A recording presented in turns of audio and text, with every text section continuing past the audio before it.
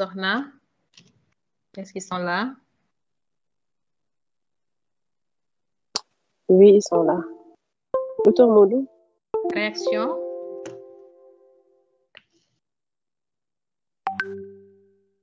C'est bon? Il n'y a pas de commentaires? Alors, les autres, s'il vous plaît, les autres collègues, vous avez la parole. Que pensez-vous de la présentation? La forme, le fond, le contenu, voilà. Est-ce que vous êtes d'accord?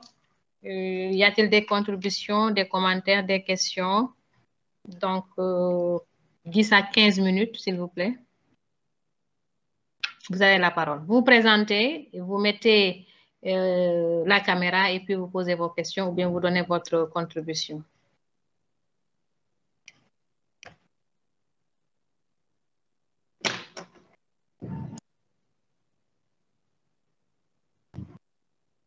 Ou bien les gens ne sont pas connectés?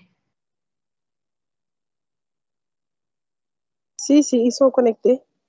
Ah, Il y a mais 40 personnes en ligne. Oui, mais 40 personnes en ligne ne signifie pas 40 personnes présentes. Hein? On peut être connecté et faire autre chose, là, n'est-ce pas?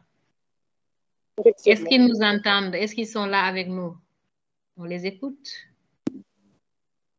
Il y a Dr. Raki qui lève la main. Docteur Raki, allez-y, vous avez la parole. Bonjour, professeur, et bonjour, chers collègues. Donc, on remercie Dr. Rodrigue pour la présentation. Je pense qu'elle est assez exhaustive. En fait, on voudrait... Bon, ma seule question, en fait, ça revient au niveau... J'ai pas bien suivi le chapitre, mais là où on parle de prendre toujours en charge, de prendre toujours en compte le groupe sanguin de la maman lors de la transfusion chez le nouveau-né. Donc, j'ai toujours eu un problème à ce niveau. Est-ce que quand on n'a pas le groupe sanguin du bébé, est-ce qu'on est obligé toujours de prendre le groupe sanguin de la maman ou bien c'est un truc qu'il faut faire de façon juste dans la tête ou bien c'est en pratique carrément qu'il faut le faire? Et quels sont les paramètres à prendre en charge dans ces différents cas?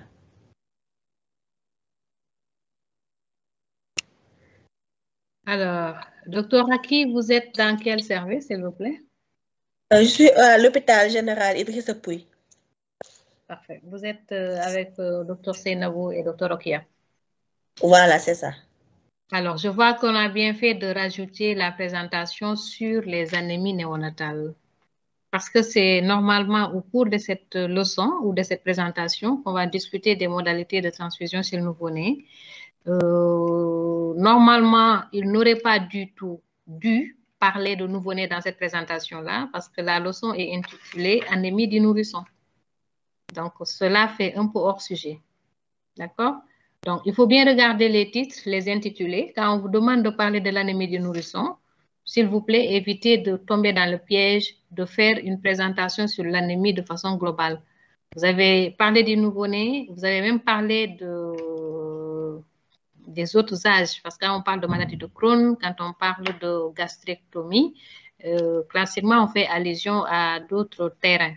Donc, faites très attention, lisez bien les titres, que ce soit une leçon, que ce soit une question d'évaluation ou d'examen, il faut vraiment se concentrer et lire vraiment la leçon et la délimiter.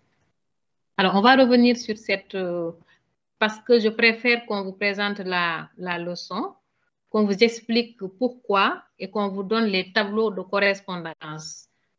Parce que dans la période néonatale, en général, l'enfant n'a pas encore son groupe sanguin définitif. Et puisqu'on ne veut pas créer des allo-immunisations qui pourraient éventuellement entraîner des impasses transfusionnelles dans l'avenir, surtout pour les enfants de sexe féminin, on préfère transfuser en fonction du groupe sanguin maternel pour éviter ces risques-là. D'accord? Maintenant, étant donné qu'il y a une présentation qui est prévue, on va développer tout cela. J'espère que l'équipe de présentation a bien noté. On va revenir sur cette présentation. Vous avez bien fait de soulever la question. D'accord, merci, professeur. Et maintenant, pour notre question, en fait, d'habitude, on reçoit beaucoup en consultation des nourrissons chez qui, lorsqu'on fait l'hémogramme, bon, de façon fortuite ou bien devant l'inquiétude des parents qui disent que l'enfant est anémié, etc., On tombe toujours des taux d'hémoglobine qui sont aux alentours de 9 grammes, 8, 10, etc. Mais ça entre pas dans les normes des constantes normales. Maintenant, je voudrais savoir, lorsqu'on a sur l'énumération ces taux de 8, 9 et que c'est bien toléré, est-ce qu'on peut toujours le classer dans l'anémie physiologique du nourrisson ou bien il faut continuer les explorations? Très bonne question. C'est pas pour rien qu'on vous demande de présenter la leçon sur anémie du nourrisson. C'est pas fortuit. En général, en pédiatrie, les âges qui posent problème font l'objet de spécifications. On va vous dire anémie néonatale, on va vous parler d'anémie du nourrisson, mais vous entendrez rarement parler de l'anémie du petit enfant ou de l'anémie de l'adolescent. Parce que dans la période nourrisson, c'est une période transitoire entre le nouveau-né et le petit enfant. Et c'est une période transitionnelle également sur le plan des constantes érythrocytaires. Et vous verrez, on vous parle de macrocytose physiologique dans la période néonatale, mais on vous parle de microcytose physiologique dans la période nourrisson. Maintenant, comment faire pour trouver l'équilibre entre macrocytose et microcytose? C'est pourquoi c'est l'intérêt de la présentation qu'on vient de faire. Donc, les nourrissons en général sont des sujets à risque d'anémie du fait de ces transitions entre la période néonatale et la période du petit enfant. Mais n'oubliez pas qu'il n'y a pas que l'hémoglobine, il y a les constantes érythrocytaires. Et vraiment, j'ai eu l'impression que Dr Rodrigue est passé rapidement sur les constantes érythrocytaires, mais qui occupent une place importante chez l'enfant, surtout sur les hémogrammes.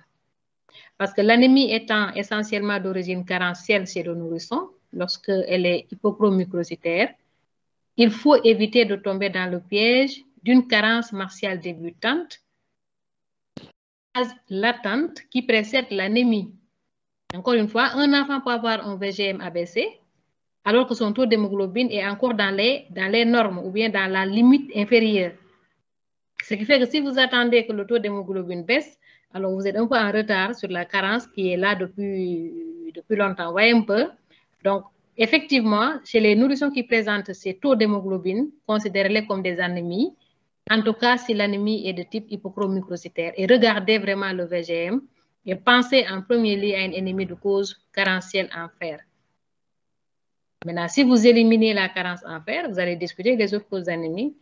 Et c'est la raison pour laquelle on vous dira, quand vous faites la constatation en pédiatrie, la plupart des enfants, même s'ils viennent pour autre chose, ils vont présenter une anémie d'origine carentielle. La carence en fer, elle est très fréquente chez le nourrisson en pédiatrie. Je ne sais pas si j'ai répondu à la question. Oui, oui, professeur, c'est clair. Mais il faut éviter de transfuser en fonction du taux d'hémoglobine. C'est ce qu'il ne faut surtout pas faire.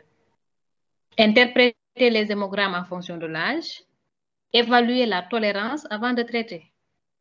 Si vous le faites, vraiment, vous rendez service. Évitez de transfuser. Ça, c'est l'approche du paramédical dans une zone où vraiment il n'y a pas de médecin, il n'y a pas de pédiatre. Vous êtes pédiatre, ayez une approche vraiment d'un spécialiste de l'enfant. D'autres questions? D'accord, professeur. Merci. De rien. Y a-t-il d'autres questions dans la salle virtuelle? Il n'y en a pas. Oui, il y a Dr Ndiaye qui lève la main. Dr Ndiaye. Alors, Dr Ndiaye, je ne le vois pas. Il est où? Je vois Dr Yacine. Dr Ndiaye, c'est 39. Je ne vois pas Dr Ndiaye. Allez-y, Dr Ndiaye. Vous avez la parole. Bonsoir, professeur. Je remercie Dr Rodrigue pour sa brillante présentation ainsi qu'à l'équipe qui a préparé. On ne vous voit pas. J'ai un problème de caméra. Ok. Dr Ndiaye, le prénom, c'est comment? Mamadou. Alors, je vais vous dire, ces présentations que nous faisons distancielles, la préparation est notée, les contributions sont notées et la présence virtuelle est également notée. Ça, vraiment, il faut le savoir, s'il vous plaît. On n'est pas en présentiel, mais tous ces éléments sont notés. D'accord? Voilà. Dr Ndiaye, allez-y. C'est comment, Dr Ndiaye, le prénom? Mamadou. Mamadou, ok. Ok. Vous êtes dans quel service? Bon, je suis en stage à l'étranger.